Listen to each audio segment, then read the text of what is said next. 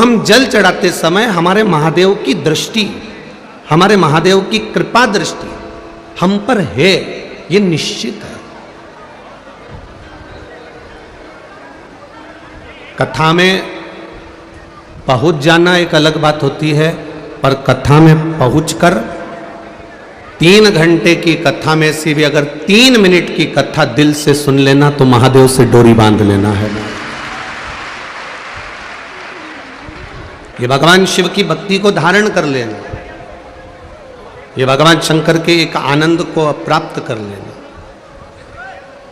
शिव महापुराण की विद्येश्वर संहिता में लिखा हुआ है, शिव महापुराण की कथा में वही पहुंच पाता है जो शंकर जी की गिनती में आता है, जो शिव की काउंटिंग में है, शिव की गिनती में।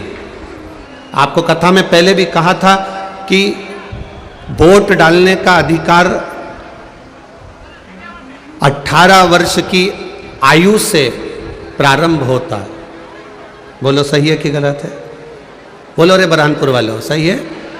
18 वर्ष की आयु से जो वोट डालने का अधिकार होता है तो वो वोट डाल सकता है। उसी तरह शंकर को प्राप्त करने का अधिकार आयु नहीं देखता, शिव को प्राप्त करने का अधिकार केवल तुम्हारे घर का संस्कार देखता है।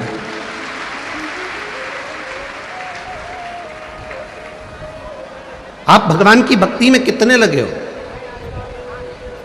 आप भगवान के स्मरण में कितने लगे हो, आप भगवत कीर्तन में कितने लगे हो, यह हमारे घर का संस्कार बताता है।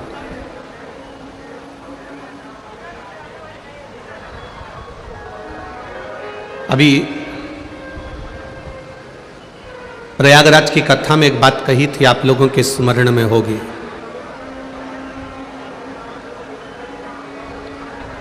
कि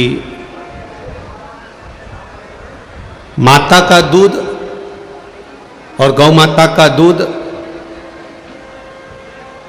ये हमारे को संस्कार, सभ्यता और संस्कृति का एक पन्ना पढ़ा देता है।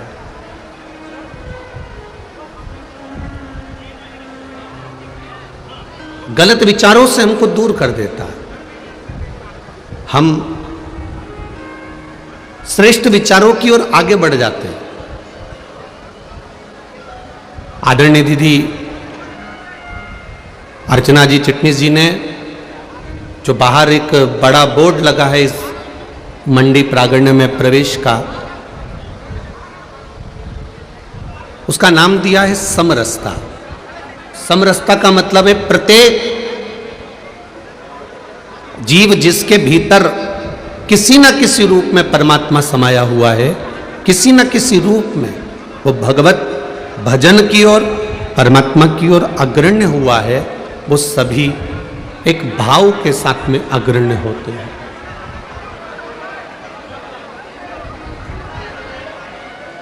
आपके भीतर का भाव क्या कर रहा है? हम सतमार्ग की ओर जब जाते हैं, हम भगवान के भजन की ओर जब हम जाते हैं, भगवत कीर्तन की ओर जब हम जाते हैं, मंत्र जाप की ओर जब हम जाते हैं, जब हम भगवान के मंदिर में पहुंचते हैं या अपने माता पिता के चरणों में पहुंचते हैं या घर के बुजुर्ग बड़ों के चरणों में पहुंचते हैं और उनके चरणों में जाकर बैठते हैं या धर्म और शास्त्र की ओर अग्रण्य बढ़ते हैं और उस धर्म और शास्त्र की ओर जाकर बैठते हैं, तो यह हमारे घर के माता पिता का संस्कार हमारे जीवन को झलकता हुआ नजर आता है। ये हमारा संस्कार क्या है?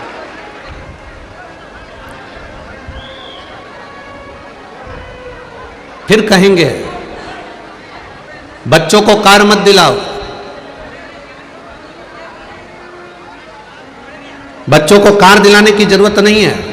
बच्चों को कार दिलाओगे तो बच्चे एक ना एक दिन कार बेचकर अपना कर्जा चुकाएंगे। हाँ, बच्चों को यदि आपने संस्कार दिला दिया तो कर्जा बच्चा जिंदगी में कभी नहीं करेगा, बल्कि दूसरे को देने का हक रखेगा। कार और संस्कार दोनों एक आनंद का है।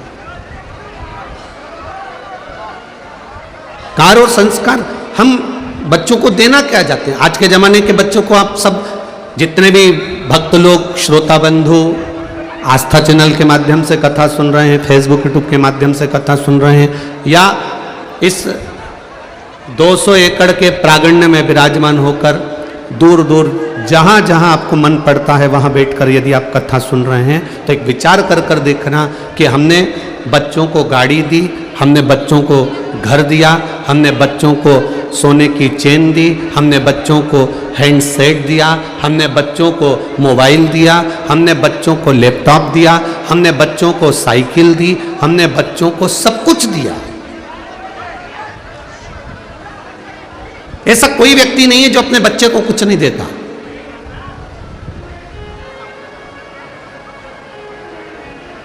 हमने अपने बच्चों को सब कुछ दिया है, लैपटॉप भी दिया है, और आप भी दे रहे हो और दुनिया दे रही है। साइकिल भी दी है, गाड़ी भी दी है, मोबाइल भी दिया है, लैपटॉप भी दिया है, चेन भी दी है, जूते, चप्पल, कपड़े, जेवर, सब कुछ बच्चों को दिया।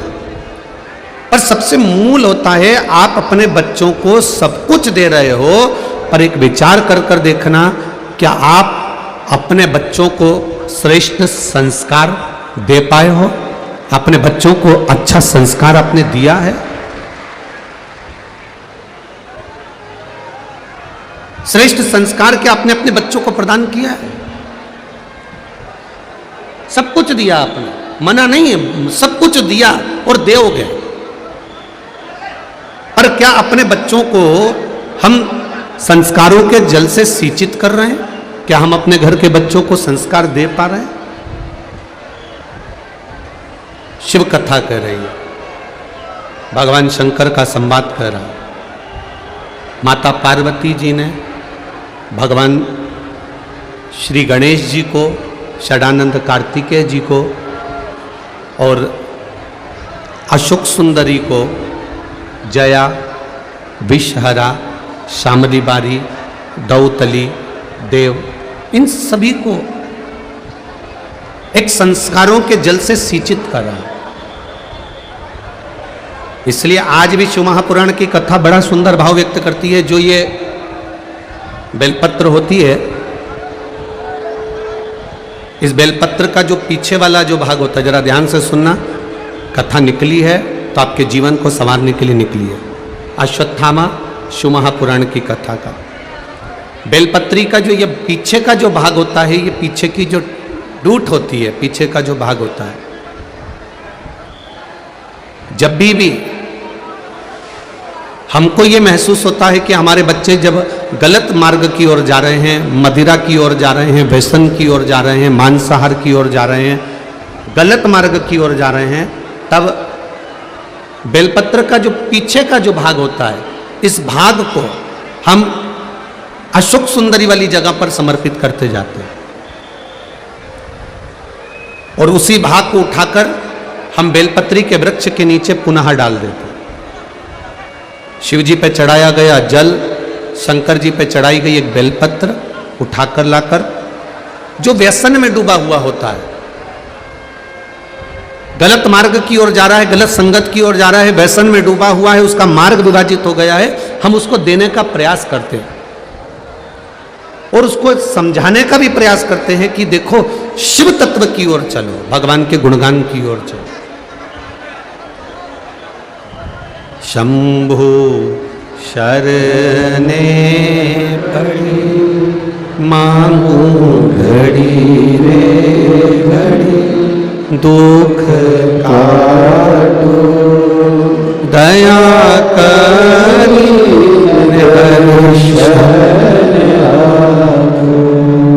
हम शिव तत्व की ओर चलने का प्रयास करते हैं, भगवत भक्ति की ओर चलने का प्रयास करते हैं। संस्कार होंगे और श्रेष्ठ संस्कार होंगे, ये तो निश्चित है कि हमारे बच्चे फिर मार्ग से विभाजित नहीं होंगे। आज सबसे बड़ा पूरे राष्ट्र में सबसे बड़ा अगर कहीं तकलीफ का विषय बना हुआ है तो जो सनातन धर्म को लोग तोड़कर दूसरे धर्म में जो प्रवेश करा रहे हैं, उसका सबसे मूल कारण केवल एक ही है, हमारे बच्चे संस्कार से विहीन हो जाना। केवल एक कारण विशेष है, कहीं ना कहीं हमारे बच्चे संस्कारों से विहीन हैं।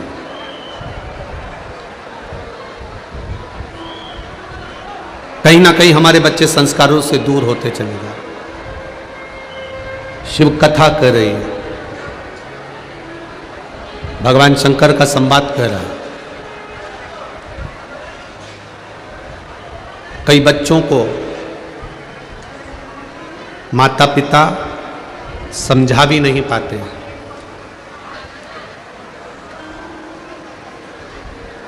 कई बच्चों को माता पिता समझा भी नहीं पाते।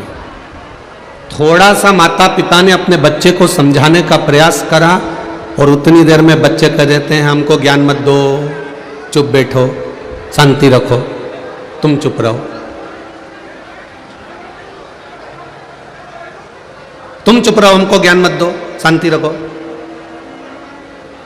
कई माता पिता अपने बच्चे को समझाने का प्रयास करते, ऐसा नहीं कि नहीं समझाते। कोई माता पिता ऐसा नहीं होता जो अपने बच्चे को ना समझाएगा, ज्ञान भी देगा।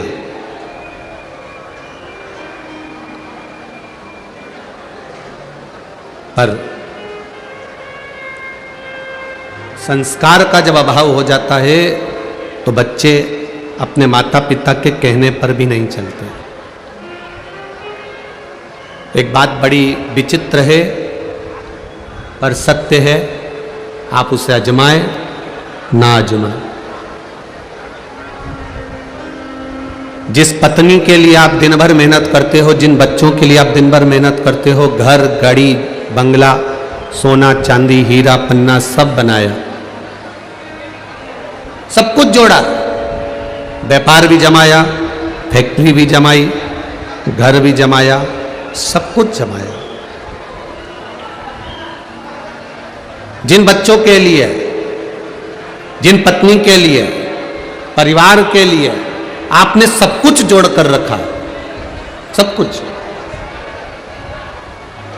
मैं धन्यवाद दूंगा इधर पंडाल के लोगों को, इधर पंडाल के लोगों को और आधे इधर पंडाल के लोगों को, आपकी शांति को और आपके एकाग्र चित्त से कथा सुनने को धन्यवाद देता हूं।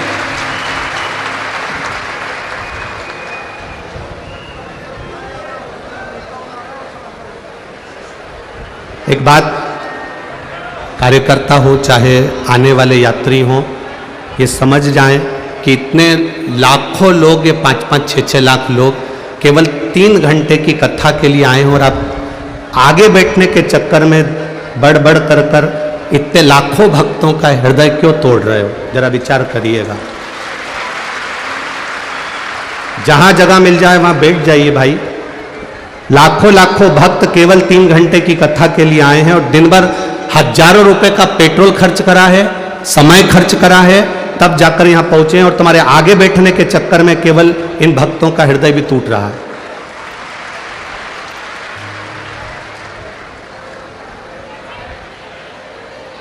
बोल काशी विश्वनाथ भगवान की। शिव तत्व कह रहा, भगवान शंकर का संवाद कह रहा, शिव कथा कह रहे हैं।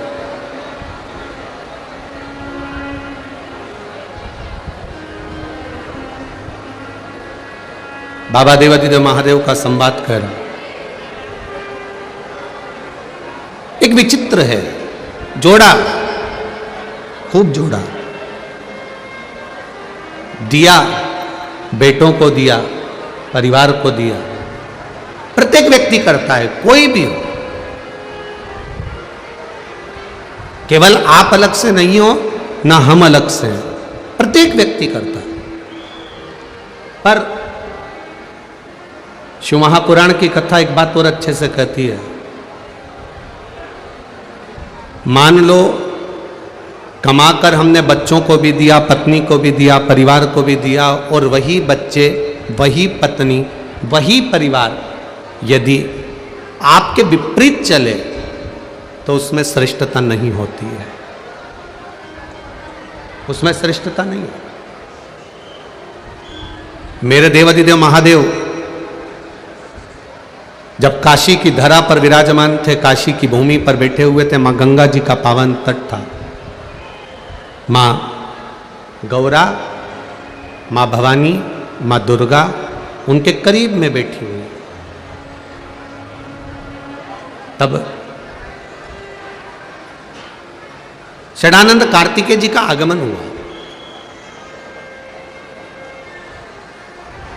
और षडानंद कार्तिकेय जी का जब आगमन होता है, षडानंद कार्तिकेय जी जब पधारे तो माता पार्वती जी के पास में बैठकर षडानंद कार्तिकेय जी ने एक निवेदन, एक विनय किया।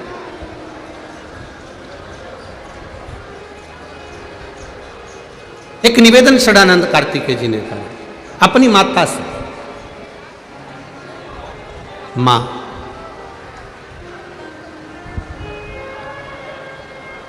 ये काशी अभिमुक्त नगरी है।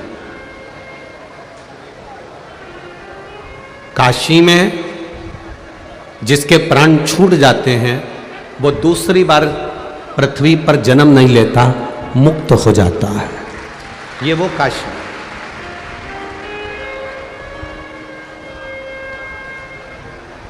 काशी अभिमुक्त नगरी है हमारी। इस काशी में जन्म लेने वाला फिर वापिस जन्म नहीं लेता। मां षडानंद कार्तिकेय जी ने अपनी माता से एक प्रश्न किया है। मां मान लो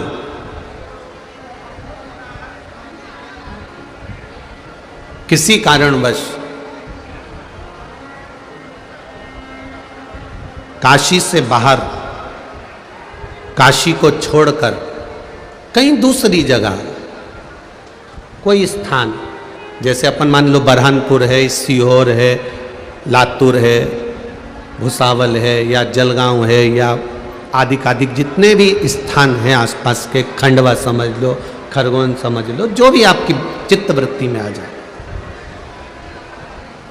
ये षडानंद कार्तिकेय जी का बड़ा भारी प्रश्न है अपनी माता से। मां मान लो काशी में जिसके प्राण छूटते हैं वो मुक्त हो जाता है, वापिस जन्म नहीं लेता, पर एक निवेदन है,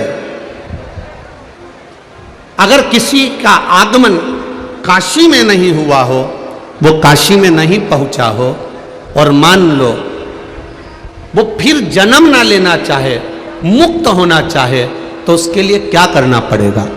तब माता पार्वती जी ने कहा अगर भूल से भी जो व्यक्ति के प्राण छूट रहे हैं, और अगर मान लो प्राण छूट भी गए, अगर भूल से भी बेलपत्री के वृक्ष की मात्र छाया उस पर पड़ जाती है तो भी उसकी मुक्ति निश्चित हो जाती है।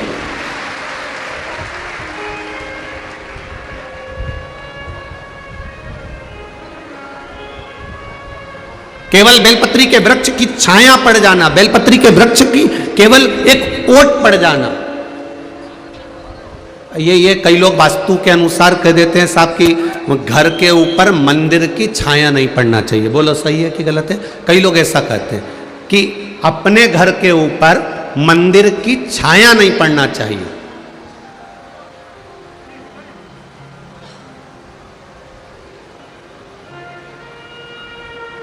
पर किसी वास्तुशास्त्री से एक बात जरूर पूछना, आप कह रहे हो कि घर के ऊपर किसी मंदिर की छाया नहीं पड़ना चाहिए, पर वास्तुशास्त्र में एक बात बहुत अच्छी लिखी है, उस मंदिर के पास में अगर कोई जलाशय है, उस मंदिर के पास में कोई कुआं है, उस मंदिर के पास में कोई बावड़ी है, उस मंदिर के पास में कोई तालाब है, उस मंदिर के पास में कोई हापसी है, उस मंदिर के पास में कोई स्थान पानी का है, या उस मंदिर के पास में बेलपत्री, पीपल, आंवला, शमी, देव वृक्ष अगर कोई विराजमान है और उस मंदिर की भी छाया आपके घर पर पड़ रही है तो वो दोष नहीं देती, वो कल्याण कर देती है। यह हमारा शास्त्र का है।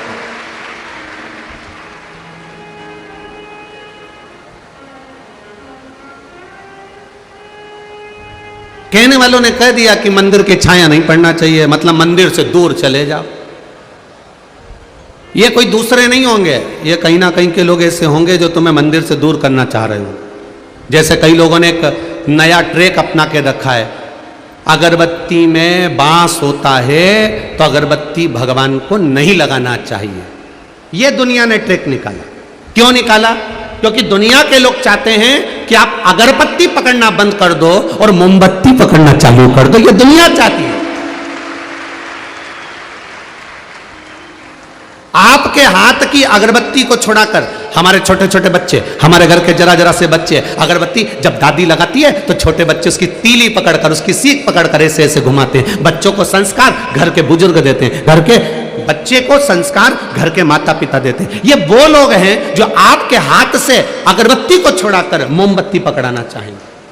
और एक बार मोमबत्ती पकड़ा दी, फिर धीरे धीरे धीरे धीरे मंदिर से दूर कर कर तुम्हें फिर कहीं और ले जाकर बिठाएंगे, फिर और दूर ले जाकर कहेंगे कि तुम अब अपना ये सनातन धर्म छोड़ दो और फिर हमारे धर्म में आकर बैठना चालू कर दो। ये वो लोग। अब समझना हमको है, समझदारी हमको चाहिए।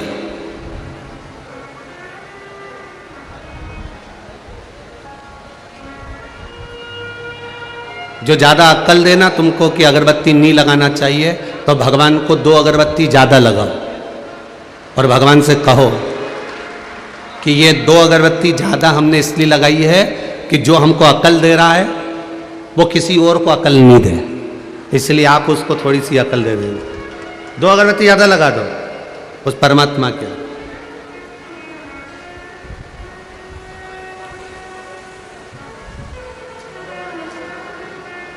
गुरु द्रोणाचार्य के घर में बेटे ने जन्म लिया, अश्वत्थामा ने। शिव जी की कृपा से प्रकट हुआ।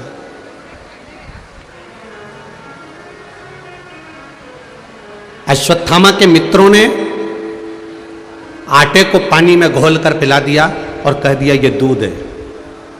पिता ने देख लिया, पिता की दृष्टि पड़ गई और बेटा पिता के गले लगकर बोलता है, बाबा, पिताजी, आज पहली बार मैंने गाय का दूध पिया है, पहली बार गौ माता के दूध का पान किया है मैंने। अश्वत्थामा कह रहा है अपने पिता से, जिसकी उम्र मात्र 4 वर्ष की है।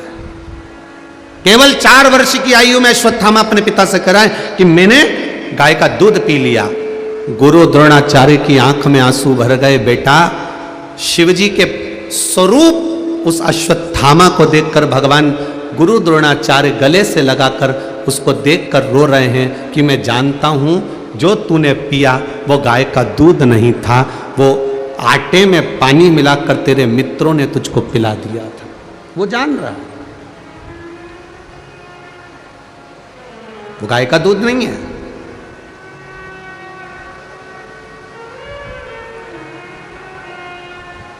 आज गुरु द्रोणाचार्य ने अश्वत्थामा को कंधे पर लिया और कंधे पर लेकर गुरु द्रोणाचार्य अपने बेटे को लेकर घर पहुंच गए।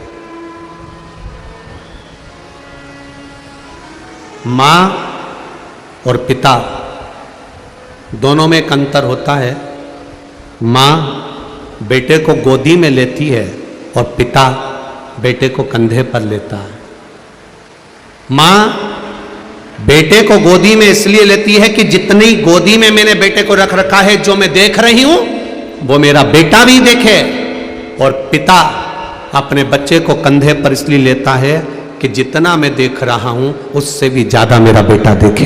ये बाप होता है, ये पिता होता है।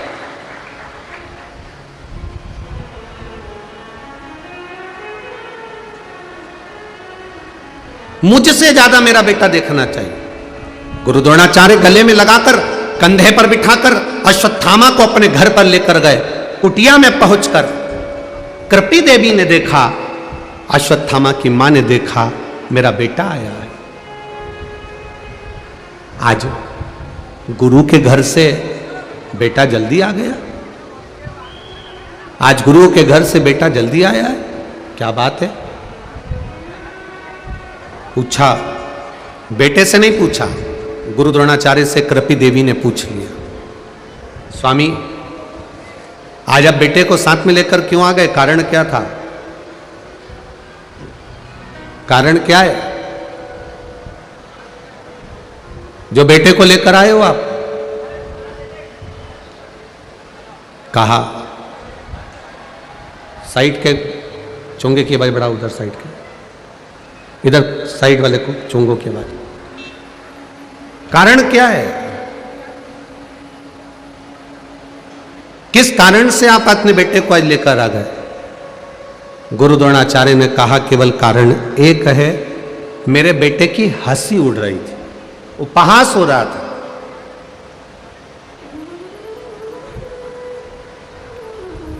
मेरे बेटे की हंसी उड़ रही है, उपहास हो रहा है, इसलिए मैं उसको लेकर आ गया।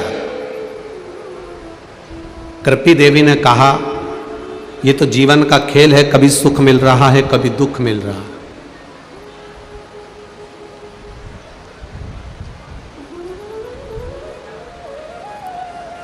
आज के समय में जो गरीब है वो सबसे ज्यादा सुखी है।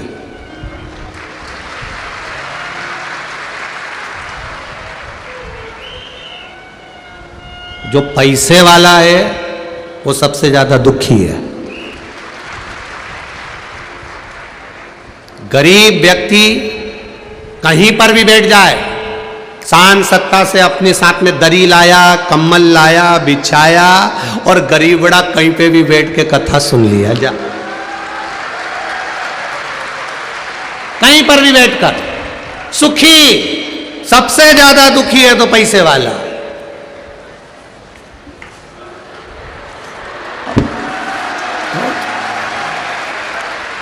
मैं यहां बैठूंगी?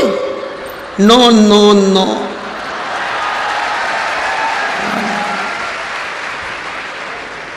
नहीं।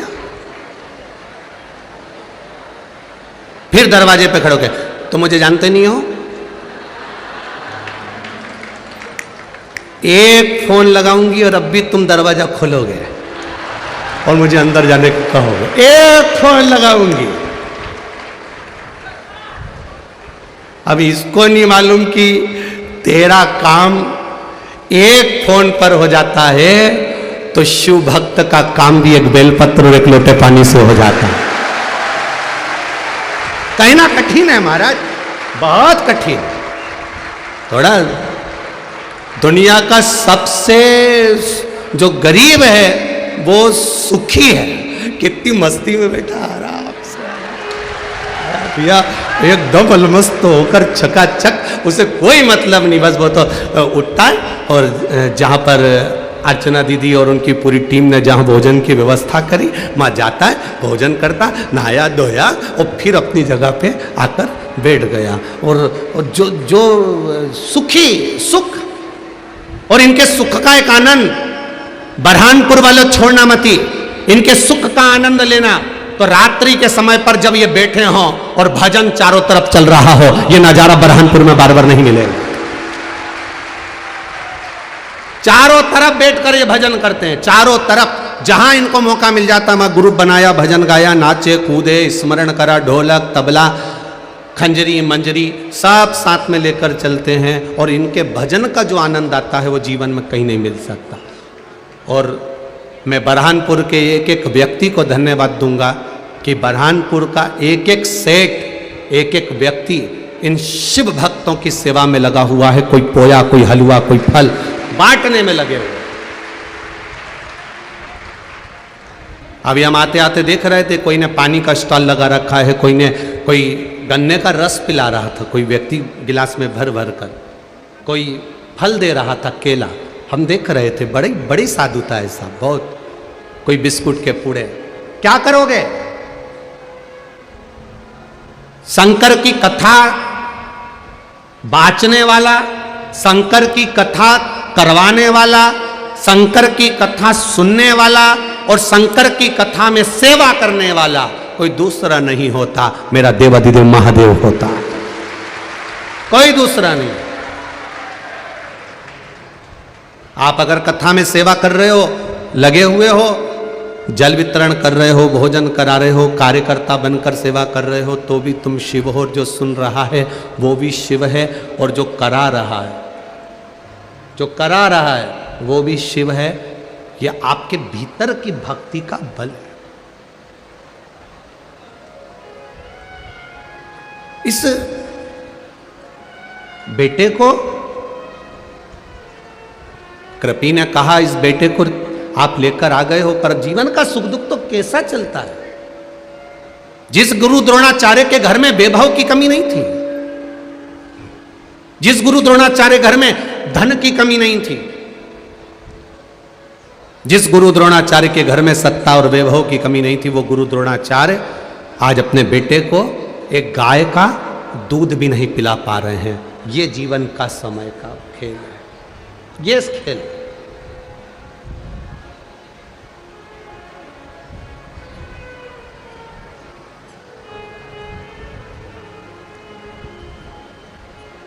इसीलिए परभणी की कथा में कहा था, वक्ता और वक्त ये दोनों सामने आएंगे। वक्ता भी आपको समझाएगा और वक्त भी आपको समझाएगा। आप वक्ता से समझ गए तो ठीक है, नहीं तो वक्त जब समझाता है तो रुला रुला के समझाता है।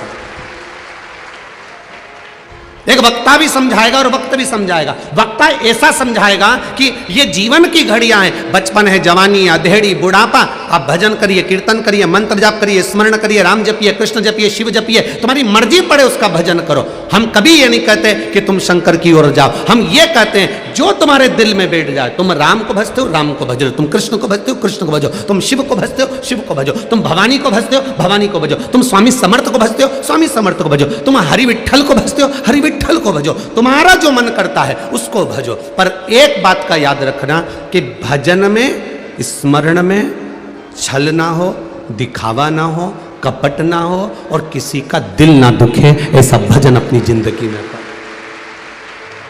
करो भजन।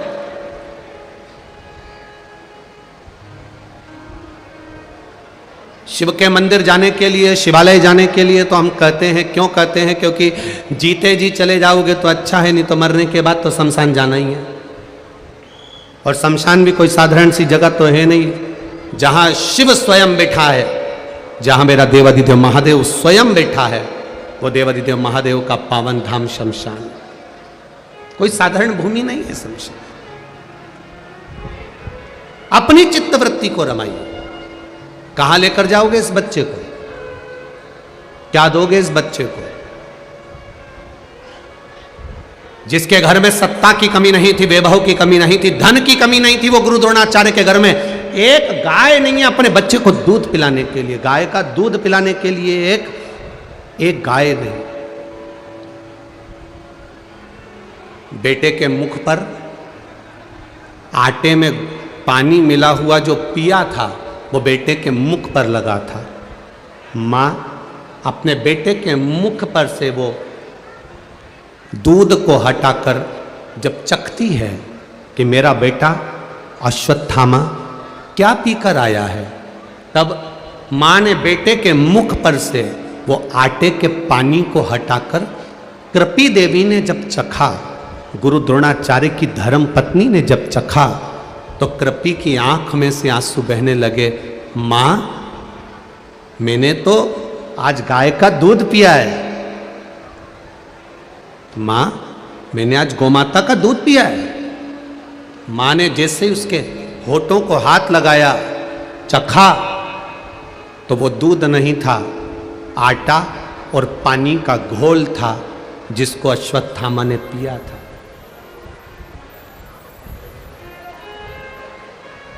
आटे और पानी का घोल है जिसको अश्वत्थामा ने पिया। मां ने बेटे को गोदी में बिठाया, स्नेह करती हुई मां बोली, बेटा, आपने कभी गाय के दूध का स्वाद नहीं लिया, इसलिए आपको मालूम नहीं है कि गौ माता का दूध का स्वाद क्या होता है। आपने अभी जो पिया है केवल वो आटे का पानी था जो तुम्हारे मित्रों ने तुम्हारी हंसी उड़ाने के लिए तुमको वो आटे का पानी दे दिया था। मां, सबसे ज्यादा दूध गौ माता का किनको मिलता है? यह अश्वत्थामा ने अपनी मां से पूछा।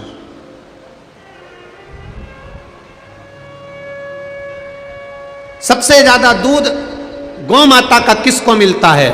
तो कृपी देवी के मुख से तुरंत निकल गया, सबसे ज्यादा गाय का दूध महादेव को मिलता है। महादेव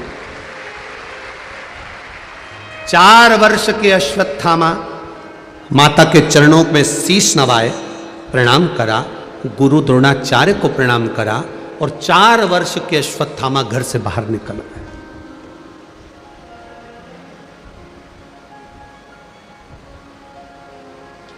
ये जितने बच्चे यहां कथा सुन रहे हैं, उन बच्चों से निवेदन करूंगा और उनकी माताओं से निवेदन करूंगा कि अपने बच्चे को संस्कार देना सीखो। और बच्चों से निवेदन है सुनकर निभाना सीखो।